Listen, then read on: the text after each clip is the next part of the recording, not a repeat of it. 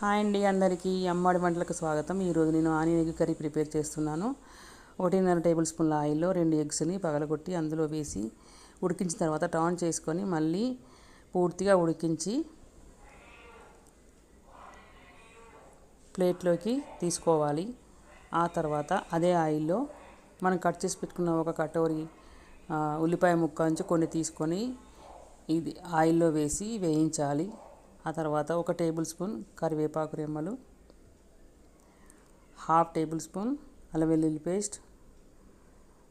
అల్లం వెల్లుల్లి పేస్ట్ ఎక్కువ అవసరం లేదండి, ఎందుకంటే కప్పు ఆనియన్స్ కాబట్టి అంత సరిపోతుంది. 1/4 టేబుల్ స్పూన్ జీరా, 1/4 టేబుల్ స్పూన్ పసుపు వేసి మగ్గించిన తర్వాత మనం కట్ చేసి పెట్టుకున్న 1 కప్పు ఉల్లిపాయలను అందులో వేసుకోవాలి. ఆ తర్వాత అందులో 1 టేబుల్ స్పూన్ కచ్చపచ్చగా దంచిన పచ్చిమిర్చి ముక్కలు, 2 టేబుల్ స్పూన్ల కొత్తిమీర, 1/2 టేబుల్ స్పూన్ ఉప్పు, చిటికెడు కారం వేసి పూర్తిగా మగ్గించాలి. ఆ తర్వాత ఒక చిన్న గ్లాసులు మిల్క్ని కూడా వేయాలి. మిల్క్ వేస్తే టేస్ట్గా ఉంటుంది, వేసుకోకుండా బాగానే ఉంటుంది. ఆ తర్వాత మళ్ళీ 1/2 టేబుల్ స్పూన్ ధనియా పౌడర్ వేసి పూర్తిగా ఉడికించాలి.